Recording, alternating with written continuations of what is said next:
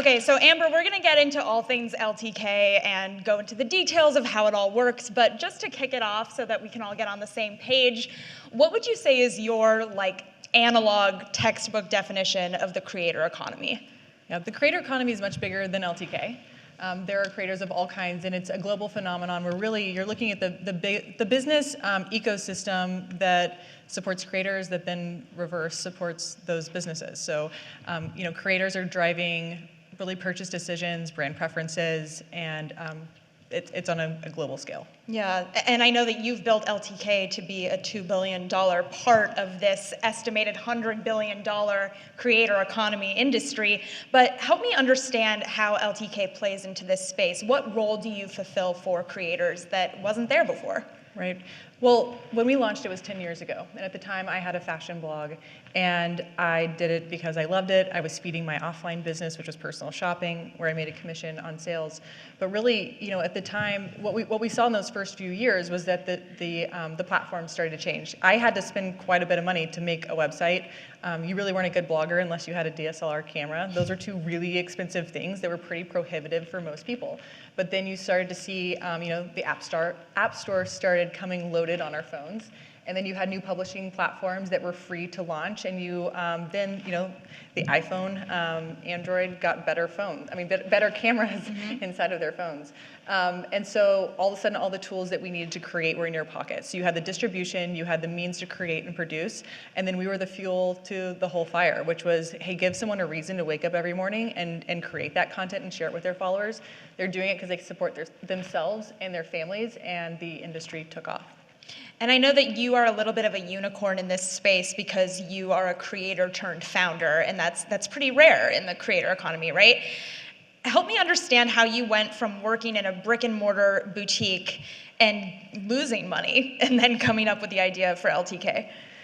Yep, I always knew I wanted to work in the fashion industry. I just didn't know totally where I would land. And so in 2010, I launched a fashion blog that was meant to be a marketing tool. I thought I just had a marketing website for my offline business, which was personal shopping. And then I also had a jewelry line, so I'd integrate my jewelry into that content. And then I pretty quickly found that the blog was actually the business, only I didn't have a revenue model for it. Mm-hmm. And so we launched LTK to be a way to basically modernize personal shopping, to bring it online in a way where I didn't have to physically bring my customers into a store, but I could actually just guide them through my digital content. And I don't know if I answered your question very well. No, I'm struck by the example of you. I think you were walking around and saw a client of yours wearing something that they bought off your blog. And you were like, thanks for the compliment. I didn't make any money off of that now.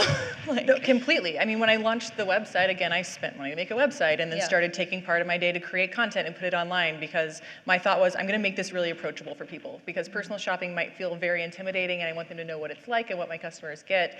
And I also just am passionate about this thing that I'm sharing. And so what a cool thing to have a website that people can know you for. And as an introvert, that's the best thing ever. Yeah. And so, when I launched that blog, I started getting subscribers to my newsletter. The people liked it. The Dallas Morning News did a big article on it. It said, meet the blogger, and blogger, huge type at the top of it. And it said, this girl you know from around town, she's now offering her services online for free. And I just didn't see it that way. And I thought, wow, I went to school for PR, and yet I couldn't communicate with, this journalist. She got it all wrong. It turns out she got it quite right. And so within about 6 months, I realized that I had cut myself out of my business. I was no longer able to book offline clients. They loved the blog so much that it was servicing all of their needs. And so my boyfriend at the time and now husband, Baxter, was an engineer and background in investments and technology, and said, I think that we can solve this problem for you and maybe for your friends. And so we just set out to modernize what I was doing offline and bring that online. And that was the genesis for LTK. And so that's how the creator turned platform. Yeah. And I'm curious also, because you are a creator, and can I just see a show of hands, how many people are content creators in the room? Yes. Hard workers. You have a very hard job, and we're going to get into all of the intricacies of that over the course of this conversation. But at the very beginning, can you give me an example of something that you feel like an obstacle that you tackled really well because you yourself were a creator? Oh, I mean everything. I think Yeah. it's honestly it's the secret sauce, right? If you're solving a problem for yourself, then you're best equipped to do that thing. And so, at the time when we started doing this, blogger was a pejorative term. No one, I mean, definitely wasn't investable. Brands really weren't interested in paying bloggers to be a part of their marketing, kit. But I think ultimately what we did was by me being able to focus on my needs and what my friends needed, and constantly taking that feedback. I mean, it's funny looking back. We launched with basically the ability to link to things at like 2 stores. Wow. There was no analytics. And someone, one of our clients wrote in and said, hey, can we just start like bitlying things? Would you just tell us how many like clicks it got and stuff? We knew all that. We're paying it out. We're actually sending physical checks to people every 2 weeks.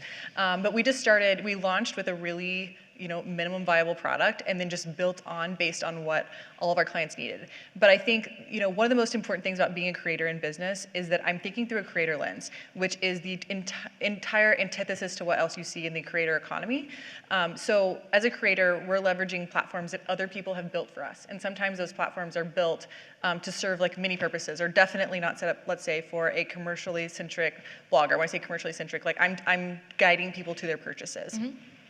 So we are then leveraging those platforms to do the things that we want them to do, but that they're not built to do. And so what we've seen over time is that those platforms, you can only hack it for so long until it just doesn't fit anymore. And so that's why you see great platforms arise, like an Airbnb, for example. And so what we were able to do was like having that lens of the creator and wanting their future and long-term success was to build something that's always creator-centric, because ultimately our entire business starts and ends with the creator. If there is no content, then you're just pipes sitting around looking at each other. And so I think that's really been our superpower, and we make sure that everything we do is aligned with their long-term outcome, which means the brands win, and it means that the consumers get more of the content they want in a way that's easier for them to digest. Yeah. What do you attribute this shift to, right? Because the last time you were speaking at South by, you were pitching this room on the importance of influencer marketing, basically. And now we all hopefully understand that as like the table stakes. I mean, what do you think caused that shift from people being skeptical of the influencer to really trusting influencers with most of our shopping decisions? Yeah. It's like, who do you go to when you're in crisis? And I think 2020 was one of the biggest moments for all brands to look around and say, what is actually driving our business? What's actually going to deliver ROI and sales to us? And I think that year there were years, there were turning points before that. Like 2015 was the first year brands started coming to us and saying, can we work with creators? Otherwise, we had been out throwing our body at cars all around the globe, truly, to try and get brands to understand the value of this and to be part of our platform. 15, it changed, but 2020 was totally different, because, when every shareholder, public, private, is looking at the outcomes you're able to drive during a really, really tough year, then you as a C-suite are leaning on the things that work well. And ultimately, creators showed up for those brands. And they put products in context in really, really tough times. And so context during 2020 could mean that, if you're selling loungewear, the creator in the Northeast might be showing loungewear with a mask on, and it matches and it all goes together, and that is totally perfect for her community and the people who follow her. But there might be someone in the southern United States who's actually out jogging on a track, and that's what she does, and she's outside playing with her dog, and her community's open. And so for that brand, they were able to be placed in such niche environments with the nuance that was required to reach the people that they wanted to reach, and creators became, a retailer's power partner during that year. And that's why you call creators the new storefront, right? Well, completely. They're putting all of these products within context for consumers everywhere. And so if someone, identifies with me, maybe it's based on where I live or my budget or my kids or my, that I go to work. And so they're going to see professional things, but also things I'm lounging around with my kids. Then I'm actually the edit that they're maybe looking for. And so they're able to come to my shop, and they can actually go to my shop now on LTK, and they can search like loungewear, like high chair, whatever they need from me. And they're going to see all of that content surfaced up for them to be able to get to it. And so I think what we've done is transformed retail so that you're no longer, showing up at a grid full of products on a page and having to sort through yourself and try and figure out what's the right product for you, which is really timely. You also don't have to go to the mall. I did that yesterday. Torture. And I will actually say, I didn't realize how spoiled I've become by being able to shop online all the time and being guided by creators. But I went to the mall. I went to a brand that I love. I went into their store. There were so many different pieces I liked, but I didn't have a lot of time. And I was like, do you have a lookbook? Because I want to see how you style this. I don't actually know what to do with it. And she's like, no, we don't have that. I was like, well, what do you wear with this? Right. Did you like pull up their Instagram? No, I mean, I genuinely didn't have time. I had my daughter with me. Like, I had like an hour before dinner time to feed the other kids. And so, but that's real life, right? And so I think about, I left them all and I was like, I left with nothing. And even though there were some things I liked, it just didn't come together. But I just thought like, wow, how incredible that everything I'm gonna wear tomorrow actually is stuff I already had by people that I just found on LTK, and it was the right thing, and it's already in my closet because they did it for me. But it's really transformed the way that we consume. Yeah, we're able to outsource our work to the creator. Given that there are just so many creators out there, though, like you mentioned, there's the dog walker, the workout chick, like there are all of these different people we go to for different pieces of content advice. I mean, how do you cut through the clutter? Like, what is your process like for picking which influencers you want to work with? Yeah. Well, being a platform that's had a decade under our belt, we work with creators of really kind of all kinds, and creators all around the world. So well over 100 countries, all ages, all sizes. We have a really beautiful mosaic of people on the platform. And I think what's interesting is, like, I'll give the example of a bachelorette. Someone I think talked about bachelorettes in another session. And one of our bachelorettes, she started out by showing people what she was wearing on the show. And then she ultimately got married and got a house. And then it was all about the furnishings of her house. And then she had children. You can imagine what the conversation was. And now she's leading a vegan and clean lifestyle. And so she, in the same day, is talking about her Gucci belt, but also her, she's found this organic pool cleaner. She's also into vegan snacks, and you can order those online now. So we've really been able to grow up with her, but she's able to talk about whatever it is that she likes. And I think one of the incredible things about where we sit today is, I think I grew up with magazines. I love magazines. I cut them up. It was like Pinterest before Pinterest, like in my room.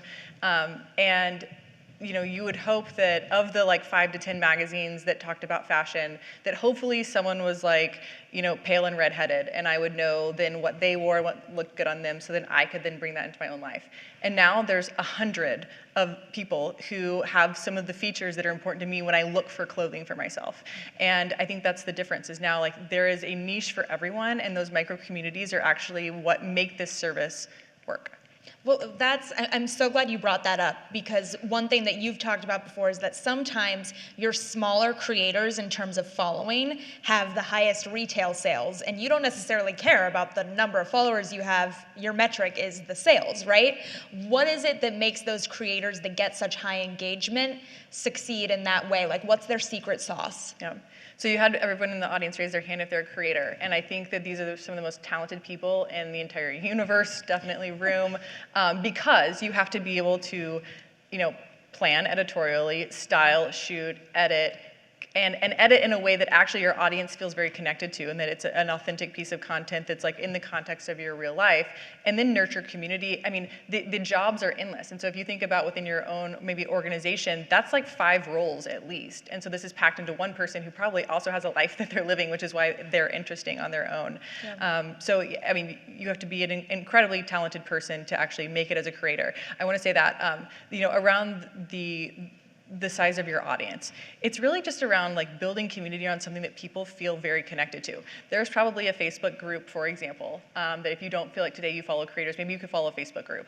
I know someone who is obsessed with snakes and follows snake Facebook groups. They identify snakes, and it's a deep, passionate group. And then I also follow, for my own self, a mommy group that talks about what's your kid sick with, and that content shows up, and it's a hyper engaged environment. So for these micro influencers, they're just connecting deeply with their community, and so that the things that they talk about and show and do are so hyper relevant that you really, having that group of people buying into the things that they're talking about means that they're paying off mortgages, sending their children to college, creating generational wealth, and bringing their family into the business. And it's all because they're hyper relatable. It reminds me so much of the kind of data privacy elephant in the room that we're all kind of going to be thinking about in the back of our minds throughout South by.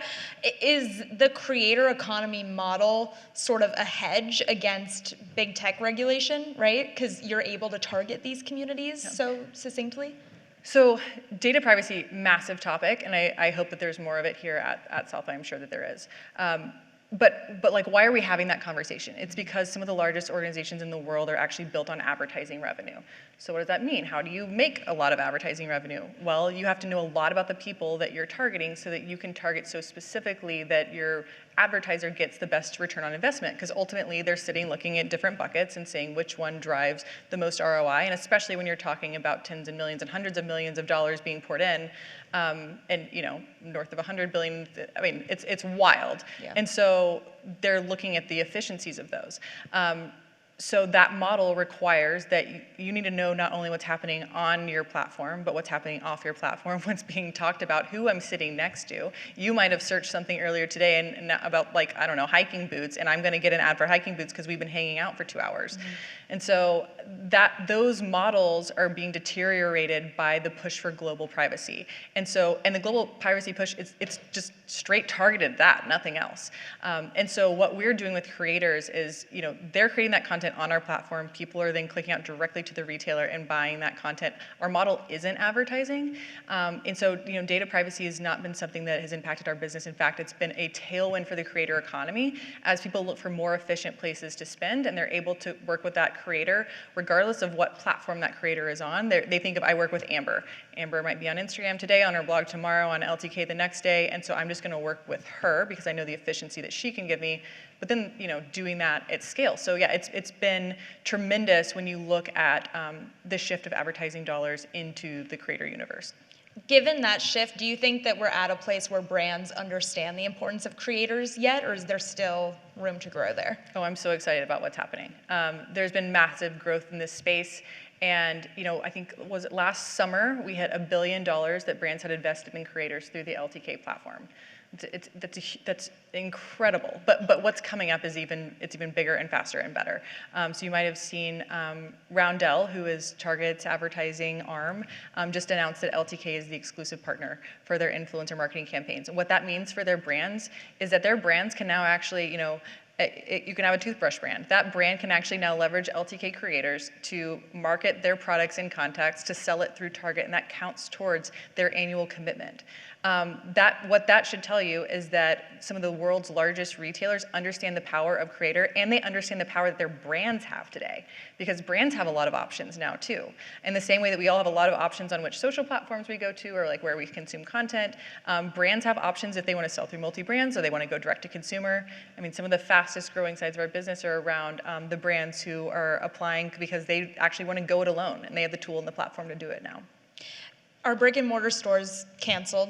Like, is there any point to, like you said, I don't want to go to a mall. The idea of having to shop in person gives me extreme anxiety. Shopping is already stressful enough, right? Why would we have stores anymore when we can just go to Amber's store on LTK? I think brands want distribution points. And so they, and the world is actually, I think, becoming more and more open to what those points look like. So I'll give you an example. I listen to the radio in the morning, Siri talks to me, and everyone in my family. And, I get ads for Shopify. And it's like, Shopify, you can plug in, you can sell on TikTok and Facebook and da-da-da. And it kind of goes through all the places. And instead of actually people like keeping their own walled garden, they're actually saying plug in everywhere. And in fact, one of the, distribution points for a Shopify is a Walmart. Another distribution for them is an LTK. So they're actually just looking at where do I gain new audience and then ultimately bring them back to my shop. But people are becoming less precious with where the transaction actually happens. They just want it to happen. Got it. So then what would your advice be do we have any like brand leaders in the room, brand marketer executives, a couple? So what's your advice to those folks, right, who are trying to get into this space, work with influencers, book influencers? Mm-hmm. How do they go about that in the most efficient and successful way? Because it's not like there's a Nielsen rating system for influencers. Well, I think 75% of marketers say that this year they will be investing in influencer marketing. The great news is it's had a decade of growth, and some of the brightest marketers in the world have been working on this. Even on the other side of the table, for example, even I can speak to what's happening within our team, and I know that our partners have been tremendous in the growth of the way that we're able to even support them. Like, there's a reason that we can take over, and launch a Target program for all of their merchants. It's because this has actually become really scaled and really scientific. And so, there's been sessions earlier today about the data that you look at and the tools that you use. For us, one of the key things that we start with is actually just, if you are looking looking, if one of your goals is to convert sales, so bottom of the funnel, that is something that you can come to us to do. If you're looking for top of the funnel, that as well. But there's metrics around this, and there's essentially kind of a scoring around these creators where we can see, oh, you want to work with Amber? Well, Amber actually drives this much GMV and in this category and has this conversion rate. So it really becomes kind of a math problem. But I don't want to underestimate, the human touch to kind of what it is that we're doing and the value that both the marketers and the team's able to layer on top of this information to help make the right choices. Because ultimately, the reason this works is because of how human it actually is. Can it be as specific, though, as, we're having trouble selling out this bag, you have a creator who's really good at selling bags? Can it get that granular? It does. Yeah. Yes, and it can, absolutely. And so, what's great is we're able to see across a creator wherever they want to publish, whatever they want to do, and including their LTK storefront, and able to say, well, we know that this creator has ability to move this much product in this category and at this price point, and to actually this region of folks. And so we're able to target precisely. But I think our brands are looking at this much more today as like an always-on partnership and relationship. So something that's they're signing their partners on an annual basis, and those partners are talking about them all the time and constantly integrating their products into what they do. And there's been given a lot more freedom. I would say that it's possible to do that around kind of a sell-through, but that's really, I would say, an entry-level engagement with a creator. Got it. I would expect that of like a really small team, right? Okay. But for our larger teams, these programs they're always on and they're huge. And it's not just for the product launches, it's for the moments when nothing's happening as well and people are putting their products in context. Yeah. Well, let's talk about some of the challenges here, right? Because of course, ideally a brand works with an influencer, they sell out their product and everything is great. But what about the times when that doesn't happen, right? Like if a brand hires a creator who has a social flub and then they're like, what do we do? This creator just said something and now we can't continue to work with them. What do you do when it goes wrong? Yep. So as brands have really become more, aware of their own values as an organization and their buyers, I guess the values of those sets as well. That has become part of the casting process, is making sure that the creators that you work with actually do align. And there are listening tools and there are ways to understand what this creator has a history of doing or not doing that you can bots use. can go through my socials and see what I've said about everything for forever. Exactly, and there's protections, right? So for example, if there's a golfer who is representing a brand on the tour, that golfer has also probably likely signed a morality clause and saying that I will not do these things, and if I do, then there will be clawbacks and penalties. Similarly, what we're doing today with creators is actually running in parallel to that. So when a brand is working with a creator, there are similar things involved that are help protect the brand, because this isn't like a garage business anymore. This is actually something it's of global scale, and it's at the point where we do have C-suite leaders who are leaning into this. And it's not just that the creator is being worked with on this kind of specific campaign for the specific department. What we're seeing is actually, and I believe this is the future of really marketing, is that it's not just like influencer marketing. Like influencer marketing, actually, the TAM is like all of marketing. Because what we saw over the last several years was that creators, they're not just bottom of the funnel, they're also driving awareness, they're also driving brand sentiment, they're also creating the content that ultimately ends up licensed and lives in your catalogs and on your website and in your newsletter. And so the efficiency they're driving throughout your entire organization, they're also showing up and hosting events at your store. They might be hosting, pop-ups, whatevers. They're actually integrated fully throughout everything that you're doing. And so you see bigger partnerships, you see more contractual arrangements around these big projects. So given that kind of expansiveness of what the creator is able to do for a brand, every time that a new social platform pops up and becomes incredibly popular, the most recent example for me that comes to mind is TikTok over the past few years, is that good or bad for the brands working with influencers? Yep. So we think it's absolutely fantastic for the brands, for everyone involved. First of all, what we've seen over the last 10 years is about 5 new social platforms. So ultimately, every 2 years, we're seeing something new. And when I started, I had a blog, and we had Facebook and Twitter, and then came Pinterest, and then came Instagram, and then came Snap, and now it's TikTok. And so something's due. But those are the places where you initially maybe are finding your audience, and then you're bringing them back to a business. Because as a creator, you might start there. You're dabbling there. You're seeing what works. You're seeing if this is a career that you want to step into. And then once you've made that commitment and you see that there's viability here, you start looking around to say, okay, now how do I support myself? Right. And that's where for example, an LTK comes in, it's like, hey, why don't you engage your fans in a much deeper, richer way? So they're not just watching you go to lunch, they can actually buy the shirt that you wore to the lunch that you were showing off on your TikTok or your whatever else. And when that shirt shows up in their home and they put it on and someone says, you look great, it's, oh my gosh, well, Amber had this shirt and she actually wore it to brunch, I just love it. I do follow Amber. And that becomes actually this like larger referral business, but the engagement becomes so much deeper and richer. So with each new platform though, it's a different type of creator, also a different generation of creator. And so it just means more, it's new ways to reach new audiences, and ultimately these social platforms are a complement to the creator industry. A lot of creators, it feels like once they hit some, like 150K followers who really love them, they're like, okay, I gotta make merch, right? Like I gotta make a t-shirt with my face on it. But once one person buys that t-shirt, you've lost your customer. Like you're not gonna be amazing enough, sorry, but like how many people are gonna buy 10 of your shirt?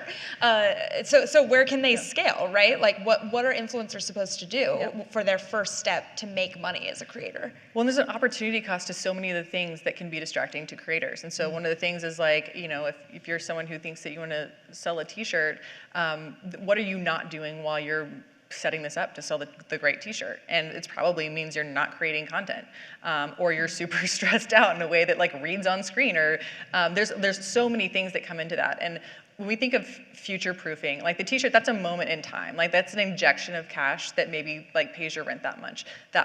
But the way that we want to set up the creator economy is so that people have an ongoing opportunity. If you have an LTK shop and you're selling product every single day, all of the time, and you're making your entire life shoppable, when you launch your said shirt and you integrate it into that, you already have a set of a buying audience that's there for you, and it's integrated into everything else you're doing. But if you just pop up one day and say, you've not been talking, you've never have given extra information about something, and you say, I'm selling water today, everyone needs to buy water, and like all of a sudden you're talking about that, it doesn't sit well. That's not why they're there. Like you can't retrain your audience. There's a reason they show up to you. And you need to be essentially helpful and a guide from start to finish. And it's not just in commerce. Like if you're, you go on a vacation to Hawaii, let's say, like if you're being cagey about the outfits that you wore and the places that you stayed and what restaurants you went to, then you're not developing community, which means in the future, they're not thinking of you as someone who is their guide, their older sister, their best friend that's reliable for that type of content. And ultimately, the better host or hostess wins. You mentioned the pressure that creators are under, so I want to talk about that for a little bit. I feel like OnlyFans is a really good example of a platform that just like totally pulled the rug out of the creators this past year. I mean, to what extent do like algorithm changes and just the whims of these platforms really affect the future-proofing capabilities of creators? Mm-hmm. I think it goes back to what's the platform engineered for, and then how much faith are you putting in that platform. And so, you have a real misalignment with most of the social platforms that you're looking at, and the way that they make money and the way that you make money. And so that's not somewhere to like set up shop, right? It's a place to like, I always tell my team, ride the wave, don't paddle faster. And so for creators, it's like ride those go-go days of these social platforms, collect as many people as you can, and then bring them home to something that is going to be long-standing for you, so that you can go forward. But I think you have to know who you're getting into business with, right? Like if I go into business with just even another human whose goals are completely misaligned to me, I need to be intellectually honest about that and know where our relationship ends, and then therefore I'm not disappointed. Like, they say that happiness quotient is expectations minus reality. If I thought that Instagram was going to let me reach all 95,000 people today when I was talking about South by Southwest, I'd be hugely disappointed. Yeah, because not everyone is here, of course. Yeah, I wonder then, does the platform matter or does the creator matter, right? Like, will people who really love one of your creators who's here in the front row with us, will they follow him to every platform? Or is it, I'm on TikTok, so if he's there, then I'm happy? So I would actually say that a great strategy is to not even think of it that way, but to think of it as incremental. And so I'm here today, I want to keep those people, I want to keep them happy, I'm going to add a new platform, I'm going to bring new audience, I'm going to collect new people. So I don't want to think of it as like taking them to somewhere else from a platform perspective. It's actually just finding new and finding like new on-ramps for people to love you and like you. But your on-ramp isn't necessarily like social platform to social platform. It's actually like social platform back to the business. And the business is you in this scenario. Yeah. It's the creators' shops. Yeah. And so that's, it's a place where they're earning a commission on sales of everything that they're doing. They're collecting an audience that they own. What I think maybe people don't understand too about LTK is that actually we've built in, world-class marketing tools into the platform. And so, for example, if someone follows you and they're missing posts, we send them a push notification. You didn't see what Amber wore today, go check it out. They come back in the app and like, here's little Jewel, you missed 9 posts. She's been showing her house since you were last here. Hey, you saved this product, you clicked on this product, like here's the price drop. Did you know that? And so the platform's working on behalf of the creator so that they're going out creating more content, and then we're essentially making sure that we are, plugging all the holes in the boat and like leading people to the purchase. Yeah, it seems very clear that you've filled an important hole in the market, and you got a $300 million investment from SoftBank Vision Fund this year. You've got a $2 billion valuation, some pretty big numbers there. It's clearly a success, right? How do you avoid copycats? Well, you'll never avoid copycats. I mean, we've had copycats forever. I think one of the things that I've learned to understand, I think there was a TechCrunch video that I watched one time, and it was a man who his business had been replicated, and I so identified with what he said, and he was like, they won't win because they have no soul. That seems really aggressive. But very Succession. what he meant by that is like, they can copy me today, right? But like, they don't know what's next. Like, their heart is not in this. This is not like, they don't understand what drives me and what motivates me. And that actually gave me a lot of peace, because we are on a mission, and we've had the same mission from day one. And that is make creators as economically successful as possible. It's take the content that exists in the world and monetize it in a way that everybody agrees. It's free to the consumer, they agree. It is, on a performance basis to the brand, or they're licensing to the brand. Like, they agree that this is actually the value of that thing. And we continue to add more and more lanes to actually value what's put out in the market. Yeah. Do you feel like there's something within the creator economy that still keeps you up at night, though? Even though that gives you peace, is there a sort of ethos around creators that still, to you, just feels like we haven't quite conquered it yet? Oh, we haven't conquered it, for sure we haven't conquered it. No, we're just getting started. We're just getting That's started. That's what we're about to do. Yeah. Like, we're just here and now. Yeah, I truly believe that. I'm not just saying that to you. I believe that passionately. It makes me really excited. I feel like what we've done is we've proven out a model. We've given creators really the validation that they needed. We've given brands permission to be able to say, like, hey, this is actually where I think that the next step is for us to find and attract new customers. And the future is very bright for creators. So, I mean, I have this isn't our first time speaking with investors, and I will say that raising $300 million is not an easy thing to do, but I think it's a massive vote for, like, there is huge upside coming for brands, for creators, and that it's a vote of confidence for what we're about to do over the next several years. And how many millionaires has LTK created? So around 170 creator millionaires. So they've earned at least $1 million through the LTK platform, which I'm super proud of. Like, I grew up, as a creative, and I had a jewelry line, I had, my blog, I did personal shopping, I was a shop girl. Like, I was doing all of these things that would never have given me a financial opportunity that now this industry creates for me, myself, and my peers. And so for someone to have the ability to plug their skill set into a platform that allows them financial freedom and opportunity for them and their family is just wildly motivational. And I think our whole team is rallied around that. And so, yeah, many more to come. Yeah. And the creator also relies on the consumer, right? I think of myself as more of a very big consumer if you look at my credit card statements. It's the idea of the attention economy, right? So I'm curious if you can talk to me a little bit about the kind of symbiotic relationship we're starting to see between consumer and creator. And do you think there will be a future in which consumers won't interact with content unless we get paid to share a post? Like, will the consumer start to take on a little bit more power? So I think some of the themes that you're pulling out are around really what we're seeing with, Web3 basically, and blockchain. And what I will say is actually that's our thesis has always been that the value creator and the value receiver need to be as close together as possible.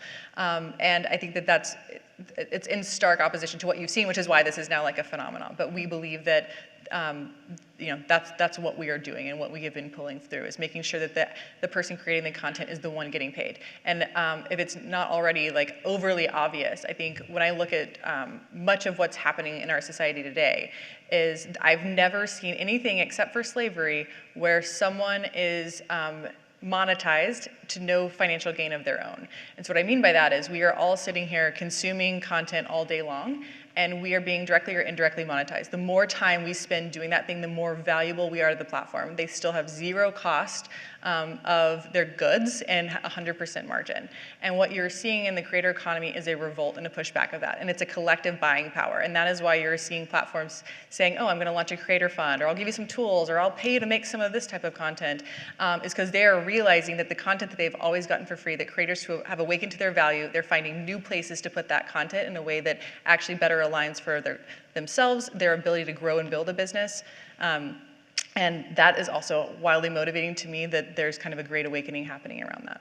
What do you see fixing that before we get into Web3? Do you see a creator unionization effort? Do you see creators coming together and writing the ethics for online social platforms that the big tech companies are not willing to write? Yeah. I think there's a natural balance that just happens. And so, an example that I was talking about earlier today was, why would a creator not talk about something that's actually a crap product? And I said, well, because as a creator, if I lose that buyer, then I've lost, like, the long-term value of that acquisition is, like, totally gone, right? Like, I can't sell them things in the future because I've just lost their trust. And so this kind of thematic thing around trust, I am incentivized to make sure that the things I'm sharing, like, I truly love, they're gonna be very happy when it shows up in their home and when they wear those things. Similarly, I think that there's a self-moderation that happens naturally because of the way that consumers will respond, but also of behavior within the creator community. And that happens both internally from creators and from the brands and setting their expectations. And I also think that you see a pushback. Like, no one has said, I'm gonna lock arms and push back against certain platforms, but there's a reason that these funds are starting to exist, and it's because there's more and more competition of where content can go. Ultimately, if you remove the content, everything is just pipes. Mm-hmm. And so I think about, the creator being rewarded in step with the value they're creating in a system. That's what LTK is. Yeah. Does it feel like to you, though, that the creators are being tasked with writing the rules of how we interact with each other online? I mean, they are. They're deeply guiding it because they have the power. Mm-hmm.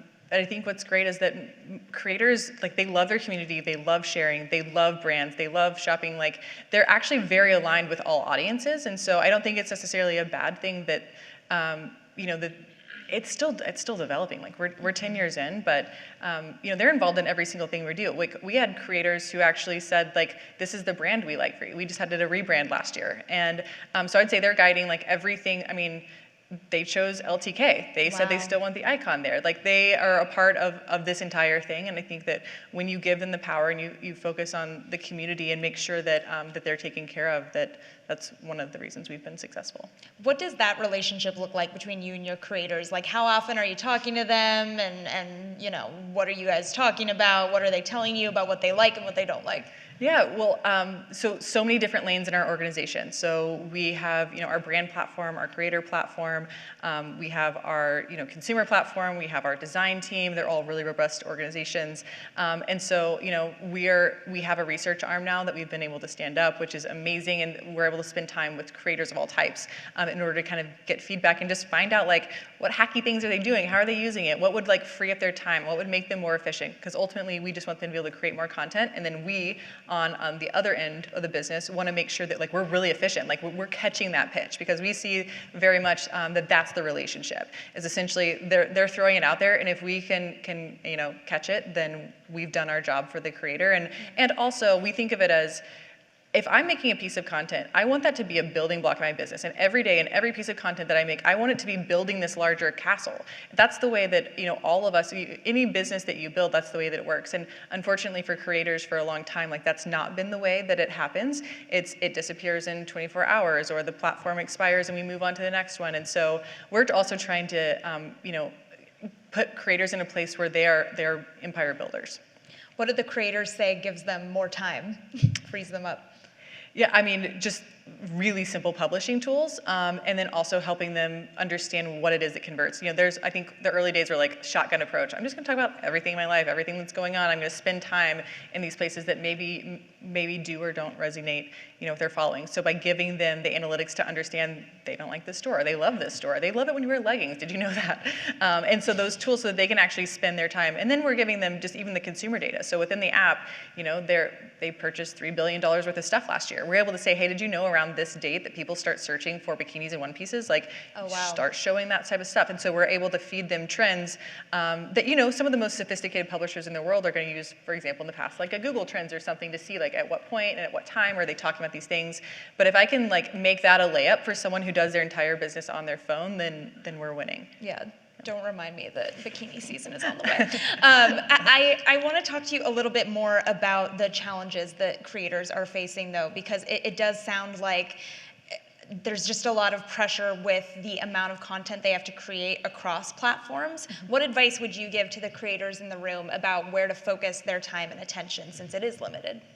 Yeah, it is. I mean, it's going to be so different for each creator, and there's going to be real strengths and real efficiencies in some platforms, versus other ones. And so I'd say, you want to look at what's working, and you also want to look at where you're growing. And so I think, I hope everyone I'm sure knows Gary Vee, like he's a hoot and also is right a lot.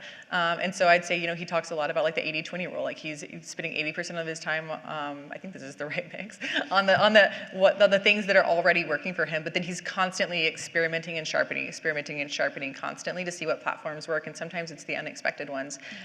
But you lean into what's working and then R&D and test for what's coming next, because I can promise you that what is happening in the creator economy today, in 4 months we'll look back and say that that's stale and old news, and it's moving very, very quickly. And so when we started building LTK storefronts, that's not where we started. We actually started helping influencers monetize the other places where they were publishing.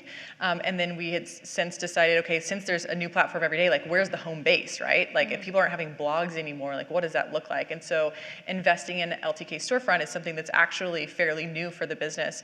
And part of that was to give them, that home base so that they can keep experimenting. But for us, the example here is we built the house next door, when the old one's burning down. I think they say great businesses put themselves out of business, and that's a conversation we have all the time, is like, what are we gonna do to put ourselves out of business? Wow, and what's the answer to that? Well, that's the car ride home. Yes. The question was brought up on the car ride here. Yes, I understand, I do. It makes me think, though, just about the fact that you are not a social platform, like you're not a Facebook, you're not, all of the names that we're not going to get into, right? Does that mean that you are, in a way, protected from incoming regulation? Like, we're long past the days of Congress asking Zuckerberg how he makes his money, and the answer is obviously ads. We're not that far past it, though. Well, tell me, what do you think? Yeah. Well, I mean, there's just a deep misunderstanding of like how all of this works, and there's so many other things that, for example, lawmakers are tasked with, and the priorities shift, and that's just the way the world works. But it wasn't that long ago that question was asked, and I think that there could still be similarly junior conversations that would happen today, and it's because it's moving so quickly, and like how can you expect people to keep up with what happens in a world that they are not native to? But I think there's still some Wild West, but I think that people are starting to understand what the future looks like and how that's going to change their business, which is why you now see that all retailers are moving to find places of owning the full funnel, integrating things that provide discovery. Like the simple example would have been a lookbook in that store that I went into, but other things are just like even on site, like helping me find, helping me finish that look. I like these shoes now, what do I wear them with? Like people are starting to integrate those things. Similarly, on the social network side, they need to become the retailer because ultimately the data is now missing. And so unless they can understand what transactions, who is spending what, then they're going to continue to lose efficiency. But you're going to still have the data, right, from your influencers?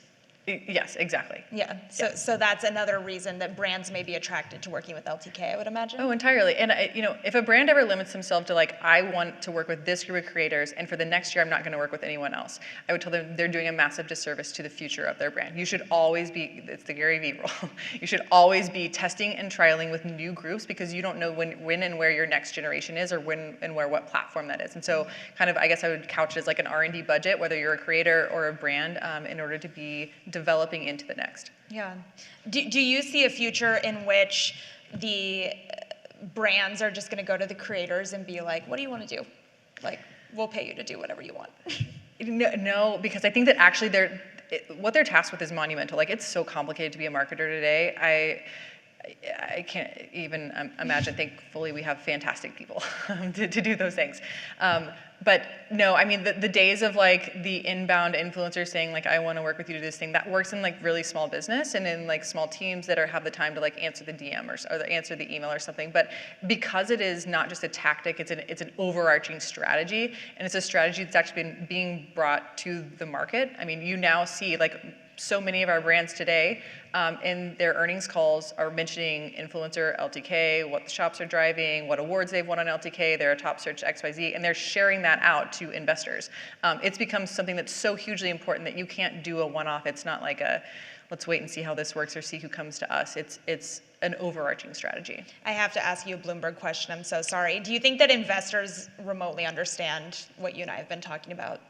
I think they understand that it has to happen in order that brands have to have control of that, and they also understand marketing metrics of like what can this team take $2 and turn it into, and it has become very expensive to advertise on social platforms given the changes in data, and so now they're looking and saying, what's your plan and what's up next, and prove to me that you can scale. And there's enough conversation now around creator to where they know, even if they don't intimately understand it, they know that having a robust creator strategy that's working is important. Yeah, and you can really cut costs by going directly to a creator as opposed to, doing even big full ad production campaign. teams. Yeah, exactly. The scale you get reaching micro communities, the nuance that we talked about of like putting things in context in a world that is becoming more and more nuanced becomes really, really important. And then having that scale of content and just being financially hedged. Like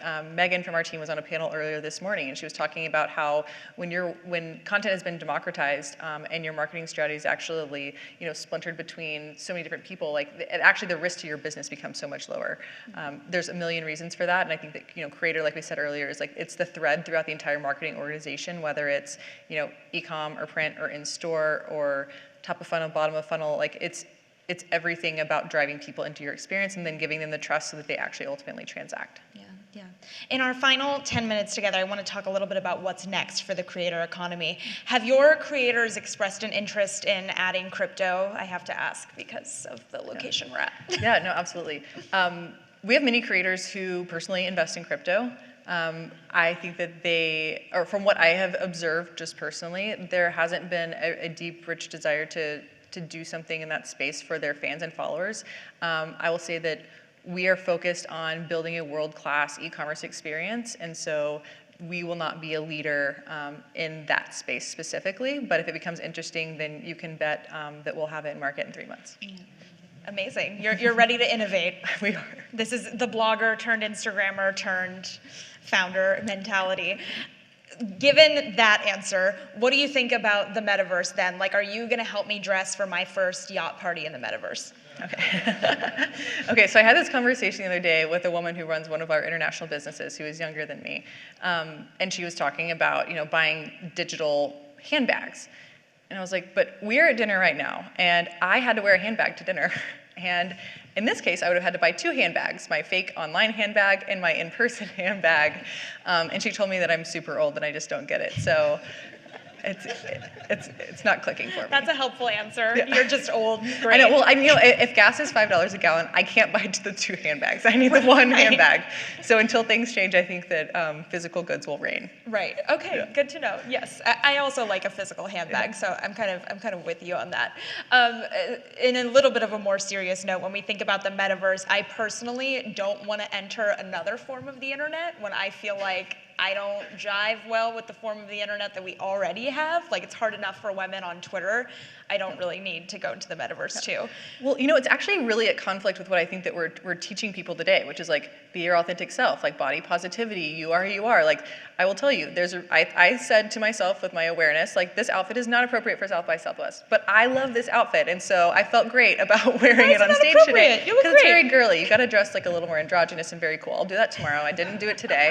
But what I'm saying is, like, we're talking about fake online goods and like teaching people to like have a fake life online, when offline all we're talking about is like, it's okay, be you, don't wear the Spanx. And so I also have I think that there's like a real conflict. But I know what you're saying. Yeah, there's a real conflict with telling like, hey, here's your fake version, but also be yourself, and it's fine. Yeah, and do you have like a crystal ball prediction of what's gonna kind of bridge that gap before we get into Web3? I think it's where we are. Like, this is the pressure that is happening everywhere, is because creators are now in the power seat. I think, like I said, they prove themselves out in 2022. Audiences are now following them. It's the primary source of, entertainment, of trust, of friendship, of relationship. I mean, these are community builders. They're answering their followers. Like, these fans feel very much like they are their friends, and they are getting a two-way dialogue. And I think the pressure that creates, and people realizing that is the central node of this entire, I was on a panel for an investment firm, and someone from a major platform on the panel said, it's so crazy, creators are now a thing. And I was like, wow.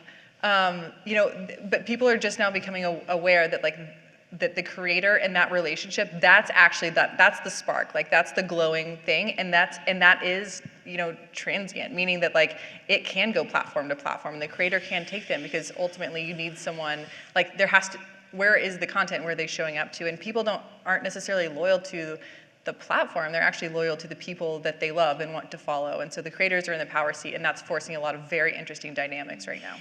And that also allows me to outsource all my big decisions to creators too, right? Well, it's for efficiency. better or worse. Our generation is the first that has really valued time. We order our food, we order our cars, we outsource anything that can make our lives more efficient, so we can spend hopefully more time on the things that we love, and where we can be providing value. And so, my mall experience was just a great reminder of this too can be outsourced, and you don't need to spend 2 hours here walking around with a child in the mall, and be unsuccessful.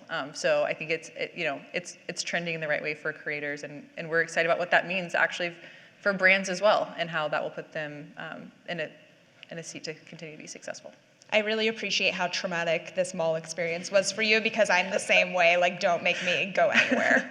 I'm on the couch. It's a big commitment. It's a huge commitment. Okay, I want to just end with some really actionable advice that folks in the room can walk away with. So what is your one biggest piece of advice for creators, and your biggest piece of advice for brands working with creators? For creators, it's committing that you are going to launch, and what you're going to do, and how frequently you're going to do it, and what you're going to be known for. And looking around is really good to understand thematic strategy. It is not good to try to be, look, act like someone else, because they're getting that better thing. It goes back to having the soul. They're getting that soul from somewhere else. And so it's okay to give yourself the time to find out who you are. There's a creator featured on our handle right now who she launched talking about one thing, and over time refined, and she has now found kind of her home and where she is thriving. But she had the patience to keep trying, and to keep going, to figure out what she was good at, what felt natural to her, and also don't get married to a platform. I will tell you, I had a blog, I had a Twitter account, I had a Facebook page. Guess what? My blog, I'm literally turning off. No one goes to websites anymore. Wow. I don't have a Twitter anymore. I think it got hacked by Russians. I'm not kidding. And then the next thing is, Facebook pages. I had a brand Facebook page for my blog. They actually got deprecated. They're not even in the feed anymore. You can't count on that. And so just, remember why you're here and who you're serving, and then always use the best tools that you can, because ultimately being a creator is a hospitality business. Good advice. I feel like that was a very tweetable moment. I loved that. I'm going to re-listen to that later. Okay, let's end with a little game. We're going to do a little fill-in-the-blank moment. Okay. So Amber, what is I'm so scared. Oh no, this is going to be cute. This is going to be cute. Don't worry. What is your biggest social media pet peeve? Biggest social media pet peeve. You're I have to be nice to everyone, but also I have to give an answer to this question. I do. No, actually, I don't have a good answer for that. I don't follow those people anymore. Great. So the answer is unfollow if someone is annoying. I love that. Okay, the absolute best way to shop online is? LTK. Amazing, of course. Okay. The best piece of advice you've gotten from another creator? Just post. And that sounds so crazy, but there was a period, I remember kind of early days of Instagram, where I was so fearful of having the right photo and the right thing, and candidly, that's still in the back of my mind, but and she was just just post, you're doing something interesting, take a picture. And so just kind of I think losing the fear to just put it out there, because it's easy to get so wrapped up in your mind of, is it the perfect thing, and what if it doesn't do well, and the algorithm doesn't like it, and then it's just the people who succeed are the ones that are just like, they're churning out content. Yeah, I think that was really amazing advice, that it's okay to come into your own online. Like, we don't give people that space enough, or ourselves at least. Yeah, no, I think we don't give ourselves that space. And yeah, you evolve what you are and what you do and what feels natural. And ultimately, content, like, we all start with a plan of like, I'm going to talk about like home and events and children and outfits, and I'm going to post in this and this and this. And then you realize like, well, actually, there's not enough events going on in my life. So like, that tab was dead, right? And then like, I actually don't do this. Or this is so natural and it happens to me every single day and it's really organic. And so I'm going to lean into that. And as a creator, the problem is you have 24 hours in a day and probably 12, and so what are you going to do with those hours? And it's hard to make things up. Like, if you have to do a photo shoot for an outfit, then you've just wasted like 2 hours, because you had to like put on makeup and get ready and go find a shoot and then do all the editing. But if you're just like actually documenting the things that are happening in your life, then that's where you're able to win. Yeah. Okay, final question for you. What are you most excited about for creators for the next portion of 2022? Well, next month we launch LTK ads on TV. So I'm actually super excited about that for creators, because what's interesting about building an industry is that if you're in that industry, people around you, like, it takes them a minute to catch up. And so in 2017, we released a book, and it was Like to Know It, The Influencer Next Door. And the whole point of creating that book was 100 stories of creators who have gone from, working at Mac at the mall to having their own makeup line, or were a teacher and are now supporting their entire family, and their family works in the business. It was just interesting stories of people all around the world. And some feedback I got about that was, I needed this because now my in-laws will think that I have a valid career. Or now, and it was this point of validation, and that was like the conversation from creators, was like, being it's an so influencer validating. is a real job. A real job, right. And so when I think about creators about to be on television in ads, playing themselves in their real life situations, and them being advertised to, come shop with me. This is who I am and what I do. It's just a tremendous step in what's been happening. And so starting in April, you will see that all out in the wild. Humanizing the creator. I love it. Yeah. All right, Amber. Well, thank you so much. Thanks for joining us. Madison. Amber Venz, everyone. Thank you, guys. Thank you all so much. Thanks for listening.